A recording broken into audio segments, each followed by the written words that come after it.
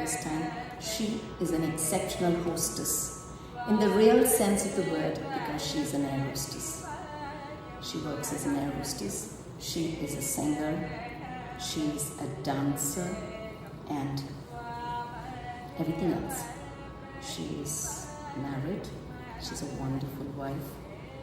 Everything good you can think of, and she has a classic, beautiful face. So I'm going to start shooting questions at her. I'm so proud I met her today for the first time. I'm going to shoot questions at her, and here goes. Viji, Auntie, thanks a lot. You're welcome. I really mean every word. So, your journey, when you first started, what was your desire? You wanted to be an air hostess? You wanted to be something else? What was your initial passion? Were you always thinking to be what you are today? Definitely not. Because if I have to rewind time and the time that I came to Chennai, or I was ever wanting to come to Chennai, I wanted to learn dance. I wanted to be, coming to Kalakshetra, join the Kalakshetra Foundation and dance and practice dance. That was the thought that I had, or the thought process that I had. But eventually, I don't know, I think life has different plans for you, is what they say. And, aviation and being a cabin crew happened within, how do I say it, within minutes and then within years. It was definitely not a planned thing, one, and nobody ever thought I would ever come to this profession at all, because this being very out of the box, it's not something usual that people do and they want to pursue or anything of that sort. And it was something which was way out of the line, not so usual, but I think my family and my husband and my in-laws are the most supportive folks that I've ever been with, and even till today they do put up with me and my timings and my work schedules, and I think I'm so very glad, I'm so very happy and very, very thankful to Lord Almighty for having such supportive people around with me. I'm very, very glad. She comes from a very traditional background with a lot of knowledge on temples, on dance, music. They're a musical family. They have dancers in their family. They've lived in an Agraharam. They have had an exception. If you ask me, they've had an exceptional life. We just happened to meet on Instagram, she and me. And I always feel at the right time, God puts people together. People with like-minded interests and like-minded desires. It was a wonder for me that she was expressing ideas that I am fond of. We connected through food. My food that I put, she liked my post, and I liked her classic face. She's wearing a nose ring which is called a basari, which very, very traditional South Indians wear, and then we wear it only on the right side, not on the left side. Am I right? Yes. Because the North Indians wear it on the left side, and the basari is very typical South Indian, that pattern. They wear a basari, that particular pattern. So I was so attracted by her dance. She's wearing a 9 yards and with her mother. It really charmed me no end. And then I see another post with her air hostess bliss. She works for Indigo. So my next question is, do they teach you how to get along with passengers? Because you get all kinds of people who come into the flight. You get fussy people, you get people who annoy you, you get people who are nice to you, you get people who are cloying. How are you supposed to react to people? People who want drinks all the time, and you got to handle them. So what does the airline teach you how to go about?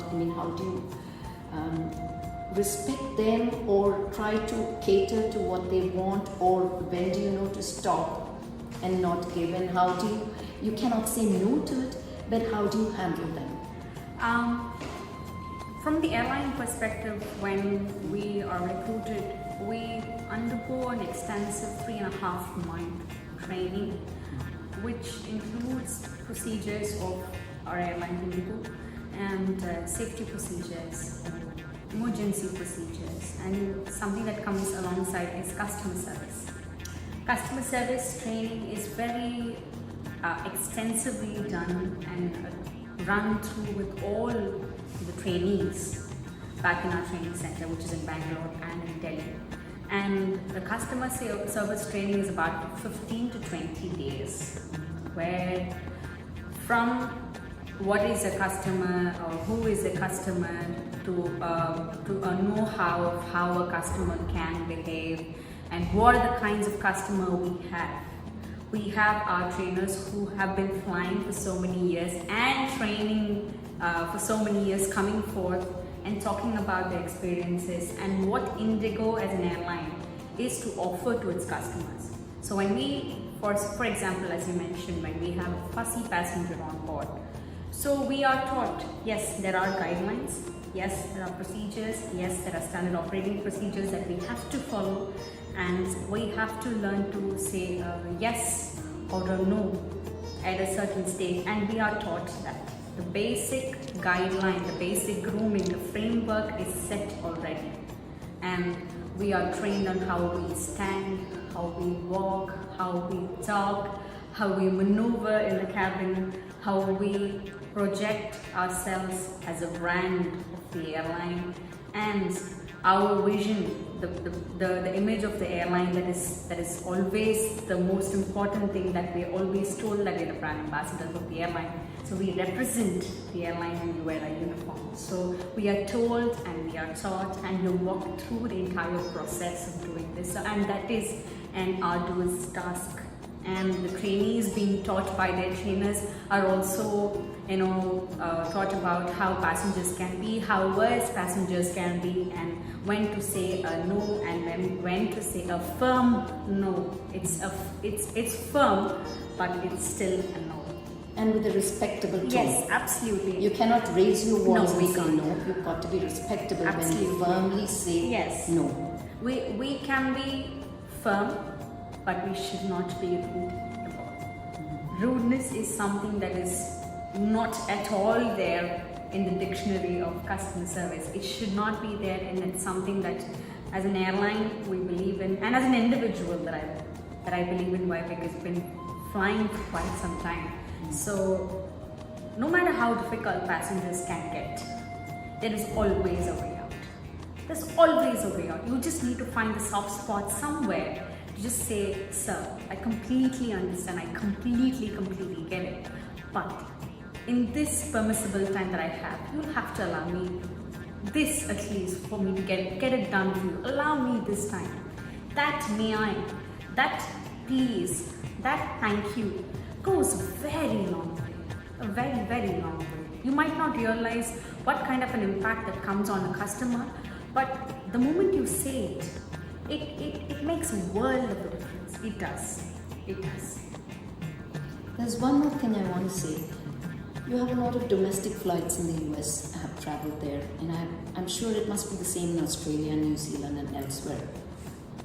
I think in India, we choose the most beautiful and nice girls to be air hostesses, because for a passenger who comes, it is so nice if a good-looking, respectable, well-dressed air hostess takes care of you. It makes a lot of difference. You want her to come to your seat again and ask you whether you want something. You want her to give you a smile because you want to smile back. I know I've experienced it. So I really have to appreciate the Indian domestic airlines, where they make it a point to choose very charming girls, and I'm sure there are plenty, but she is unique in that because she's beautiful. Not only is she beautiful, she's traditional. And everybody whom she serves on flight would want to meet her for the second time, chat with her, or ask her questions, or have her smile at them so they can smile back. That's something I have to say about Indian domestic flights. Am I right, Karthika? Yes, Absolutely and right. thank you so much for all the love that you have given to us. And I think me representing the airline and me being a fragment of the airline, I'd say it's a beautiful place to work, and yes, Indigo that way is diverse and exclusive in very many different ways. And I thank all those who have flown with us and your patronage for us. And I think that's what keeps us going. That's the kind of passengers we want to fly. That's the kind of passengers that we want to have with us, and we want you to keep flying with us, because it's important that you fly with us. So we provide you a feeling of hope, of wanting to keep coming back and flying with the same airline to get you to your destination. You're very, very kind with you, Auntie. And yes, now you've asked me so many questions, and it's my turn right now. Yes. With all due respect and the right that I can take with you, the freedom that I can take with you. Thank you so much, Viji, in the first place, for having me over. And it's very heartwarming, and more importantly, I think somebody of your age, somebody of your maturity, and to do what you do is what inspires me to be what I am today. I've been following you for the past 3.5 years, and we've known each other on Instagram. And yet, as you said, that God finds people and puts them in the right space, the right time, and I think this is what it is. And I'm very, very glad that I finally got to meet you. And what you put out as content on Instagram and your YouTube channel is something that is very much associated for me, and it reminds me of home. The basic food, the basic things that we always want to eat when I come back from after flights. The things that my family wants to eat on a regular basis. Rasam, koot. It's the most simplest things ever, but the most healthiest and the most less sophisticated. And to bring it out to viewers, to our generation that we are in right now, in simple words, with the kind of information that you infuse while you say it, and the kind of presentation that you do, and make it much easier to understand. I think that's most important. To write an essay is different, but to actually say, to make us understand and bring it to us, is something that we all want, because we want to get on with it, and we want to make it a habit to at least do a basic cooking or get the basic stuff right. And I think it's your YouTube videos and the channel the page that you have is very informative for me, and that's exactly where I caught on to your face. I think thank you so much for that. And because you've been doing this for quite some time, I'd like to ask, what is the thing that inspired you to even get into doing this in the first place, or even writing your book? Because that's a mammoth effort, and that in French. Why and what made you do it? I was not a cooking person at all. I used to climb the tamarind trees and then pluck the fruit, and I used to fly kites that used to fall on our terrace, and then I used to make the manja for the kites, and we used to tie strings on the tail of the dragonflies and fly them. I was a tomboy in every sense of the word, and I hated the way to the kitchen. And I used to hate the fact that my mother gave me the smallest task and I had to do it because I was reading a book or because I was going out and playing. Somewhere along the line, when I got married into a family for whom what they did was very important. Cooking played a very important role in everybody's life, and I thought I could never master it. And through the years, when I learned from my mother-in-law, who was a fantastic cook, I started doing it as a duty. Then, when I started entertaining friends, when I learned from her what I had to learn and started entertaining people with my kind of food, not North Indian food. So they were saying, you should write a book. I said, I'm not capable of writing a book because I don't know to take photographs. They're so bland, our food looks so bland, and I don't think I'll have a reach. But they persuaded me. And this person, Mr. V.K. Rajamani, who's no more, was a fantastic photographer. He used to take photographs for dancers. So he said, let this be my first food photography, your book. And he took some amazing photographs and he made me write this book, and his wife encouraged me.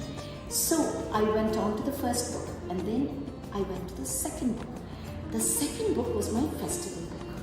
And the festival book, when I wrote it, when I got all the information, I put it down, my entire life changed. I said, this is the community I belong to. It has so much of meaning, and I cannot do it as a duty. I have got to love what I do, because I think living for the moment, being conscious of what you're doing and doing it with devotion produces the best results. So slowly I started imbibing those habits and started teaching my Japanese friends the same qualities. Love what you do, be conscious of what you do, be in the present, because God is inside each one of us. And when you're doing something, offer it to God first, and then it should come to the table. So slowly I started believing in myself and my new ideas. So that's where my journey actually belonged, not when I was young, because then I was very flippant. So it took me a long time to be matured or be where I am today, but I'm still learning. My life is a learning process. I always like to appreciate somebody else who's done a dish, which I've done before, but I think they've done it better. So I like to appreciate them, because I think only that teaches you humility and your journey towards a better, a better path. So I started writing one by one. Then I started writing classic Tamil Brahmin cuisine, which has only native vegetables. It doesn't have a single British vegetable. And how you serve that particular vegetable in a banana leaf. You start from the raita, the Thai pachadi, then the kutu, then the curry. Then you go on to all that, then the pochapotu which you add. So that particular native vegetable will be made into different forms, and how you lay it in a banana leaf. And then I learned anything desert that you have is not a dessert, it is a sweet that we say. It is a payasam that we say, which has to be served in the beginning of every meal. You cannot have it as a form of the so-called British named dessert, because you don't digest your food. The sugar doesn't break down. You're supposed to have it beginning, that's what Ayurveda says. And then in between your rasam rice and your Thai rice, you serve payasam again. So that when you go to the Thai sadam, you're satiated. And also when you have sweet first, your appetite goes down a little bit. So you can't eat so much. So that is a healthy way of going about it. And that's the science behind it. So I learned all these things. So one by one, because I was very ill-informed about many things in our community till I knew we were so centuries old. And then I learned to respect it. And then when I learned to respect it, I learned to love it. And when I learned to love it, I started having a devotion. So that brought me closer to divinity. That got me closer to nature. And that told me that growing your own vegetables, your produce in the backyard, getting into the kitchen and having, that is going to be the dish for the day. So I evolved one by one, and then I put it up for the Good Morning Awards thing, and all my books won awards in different categories. All my now books you know you have an author, right? And I'm getting to speak to her. I feel so proud that I could get that Thai sadam on the world stage. You know, you can get a Thai sadam on the world stage and make people wonder, can you mix yogurt? Can you make yogurt at home? Can you mix yogurt with steamed rice? We had a 3-course meal. That was our last course meal. So it was knowledge for all of them. I used to get people from Iceland coming with their book, and I met people from Ireland, Iceland, name it. Could be the North Pole, South Pole. I remember a lady from Iceland, she had a book on this thing, show, and she brought this cold fish that was kept in the fridge. She said, it smells so good. For me, being what I am, I couldn't get that kind of flavor that she's asking me to have. So I met different kinds of people who spoke about the vegetables they'd never heard of. Because for the French, a vegetable cannot be cooked. They're only used to having it in the form of salad. Okay. So they learned to cook a vegetable through our community. And that was a great feeling for me. And once when I went to New Orleans, it is a meat place. They have meat in the morning, afternoon and night. Louisiana is full of meat. So they have the Cajun influence, they say, you know. So I went there and I did Brahmin cuisine for 150 Americans. And the chefs there learned our food. I made ghee and I set the milk solids, that kasandi which we call in Tamil, how to make it into a dessert. You add brown sugar to it and half. And then we mingled with all those people who came for the tasting pleasures. And they were bowled out of their wits because they said they had tears in their eyes because they said, how is it you get up early in the morning at 4 o'clock, you say, you have your bath, you put decoction to have filter coffee, and then you do yoga, you go for a walk. I said, we complete our work by 6, 7 o'clock and we have the whole this thing in front of us. So they felt we are from a different world, that we had come from a different planet. And there was one person who came up to me and he said, you know, my wife almost compelled me to come here. I didn't want to come because I had meat all the time. I've never had much of vegetarian food. And she told me this is only vegetarian. I hesitated. And when I came here and I tasted your food, I can have this every day. So I said, this is it. This is it. So this is how my journey continues. And I keep teaching people. I tell them how you've got to change your personality in cooking your own food. You cannot show impatience. You have to love it because that is an art like painting or like anything else. It's an art. So it's something that you have to learn to love your art, and you learn to create things in your art with the same tradition. You do the same traditional dish in the most beautiful way, with the most beautiful flavor. So that is where I am today. So I think happy, and I think it's almost a revelation for us because we don't get to hear and we don't get to see, because people do it like a daily chore, day in and day out, and they're so busy with lives. And here's somebody who loves what she does, and she's written books on cuisine that we eat every single day. And when meat sadam comes up for an award, I think there's nothing better than that. I think it's beautiful and it's very, very heartwarming to hear. And the second question that I have for you, what is your earliest memory of you making a sweet, or that you learned from your mother? My earliest memory is... Or the first? I never did the main course. My elder sister did everything. I was completely intimidated. So the first sweet I learned to make was pal paisam, which they call kheer in this thing. They make it out of basmati rice, the North Indians, and we make it out of our rice. So that was the first one I learned to make. But all that happened when I went on my own. I never attempted to make it in my mother-in-law's house because I was learning everything, and I used to watch them do it, and I always used to think people had a lot of brains to know the difference between tur dal and chana dal. I never knew that, so I said, okay, this is going to take me some time.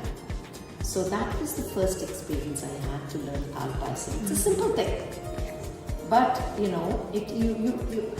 they say it has to taste perfect. When they keep saying it has to taste perfect, then you become very nervous. So I think anything that tastes perfect is something that you did with your heart. That is what I started believing in. Then things fell into place. And then one by one I learned. And then I learned the badam halwa, which is an absolute favorite in my mother-in-law's house. Made their way with homemade ghee. We never buy anything called desi ghee. Homemade ghee and kuruku. No badam essence, but you add saffron to it. And that gives the ultimate flavor. So little by little I learned, and then I started teaching my Japanese exactly that I learned. I started giving them more than I had learned, because I said the first time they learn it from me, they have to do it like me. So then you always teach them the ones that you should not do, as against what you should do. So they learn by not making a mistake, but by doing the right thing. So you teach them the ones not to be done. Right. You know? So that's where it gives me complete satisfaction. You know, that somebody out there comes on Facebook and says, teacher, I did this today, and they come and say. And that makes me supremely, if suppose somebody has to taste that and say it's extremely good or even better than me, I will be supremely happy because I have taught her well enough to do better than me. Absolutely. That is how it goes. Lovely. And so, why did you ever want to teach your friends the way you cooked? Or why did you ever want them to learn what you were doing? Like something like Brahmin cuisine is something very, very, very inclusive, and which is very, it's among the community. But why did you want them to learn it? What made you feel that yes, they should learn it? You gave the answer to your own question. People do not expose our food outside. They call the priest, they have some Manglipundu, some Aradhana, some very family-oriented private functions, and they feed themselves. And I've seen a lot of South Indians, they make some stuffed paranthas, they make some, aloo bhaji and things like that, and they serve to people. They never serve one adai, they never serve an avir, a pushnikam, or a puttu. They don't serve that. We always hesitate to talk about our food when that is what we should have done in the first place, because these were not like, I remember paneer was invented after I was married. In 1977 it was invented. It didn't exist before, but our food exists. I don't know when they say centuries before, they say hundreds of years before, they say your grandmother's grandmother, your great-grandmother, your great-great-grandmother passed it down. It is not recorded, but the priests in the temple do it. So I felt it cannot be within us. It has to come out. And I had this girl, this Japanese girl, who was living in Madras. She wrote an email to me because she had my book. She spelled it correctly. She said, I have friends who want to come from Tokyo, can you teach them korakote? Because it's like our dim sums and wontons. So they started off with korakote itself. So then they came down to everything else. So that's when I mastered my art of korakote, because everybody who comes, I teach them korakote. My husband is extremely sick of it. He says, you make it so many times, I don't want to look at it, don't kick me. But it's the most divine food. It's the tastiest of the lot. And I learned to master it in the process. So they came to know that this is a fantastic food that they can learn. And I had a whole lot of Japanese who would say, come to Japan, our vegetarian food is very much like your vegetarian food. It is very tasty, you will like it. It's just like yours, our vegetarian food. You might think we eat a lot of non-vegetarian, but our vegetarian food is very much like your South Indian food. So you must come and taste it. So the love affair started there, and it still continued. The pandemic put a stop temporarily, but I'm sure there are a lot of people who want to come and learn, and I'm there to teach. But my channel is there, which I just started in the pandemic, and that gives them a clear idea because they have my book. Yes. And they can open the book and see the recipe I have done there, and they can follow it, and the same recipe details of it, I have posted it in the link below, so they can watch that. They can watch my expression. My expression is not there. So I love teaching. I teach English. I teach English online, one-to-one. It's not just teaching English, but it's also a personality development. You have to develop your personality to learn something new in life. You've got to understand yourself, your inner self, because you have to build up your own self-confidence when you want to learn something. You cannot be nervous in learning something. You cannot be hesitant once you learn to use it. You've got to be bold enough to be able to act, because according to you and yourself, you're the best. So I love teaching. I always like to make an impact in somebody's life. They say, I understood you so well, I'm so happy. I want them to say, I'm so happy I did a class with you. That is what, I'm not saying everybody say that, but I know they go back not disappointed, and they're happy. And my journey is now started, I feel. At this age, I have started at the age of 70. And I meant to go on for some time. Absolutely, and we're rooting for you. I'm rooting for you. Thank you so much, Viji Auntie. Thank you so much for all the lovely, lovely anecdotes that you've shared with me, and to all of us for that matter.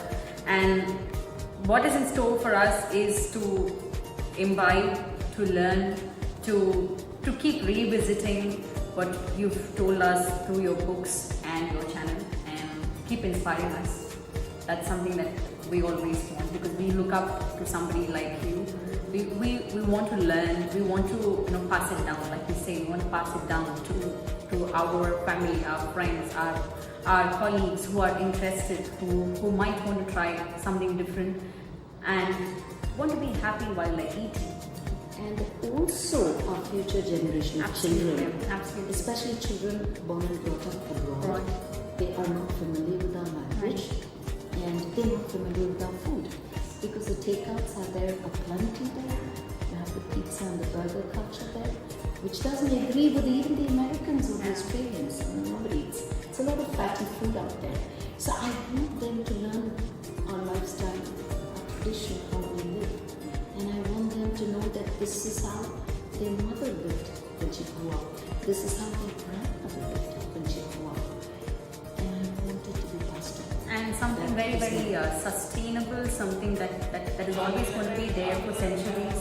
So I think that's something we have to learn. So on that note, thank you so much, Viji Auntie, and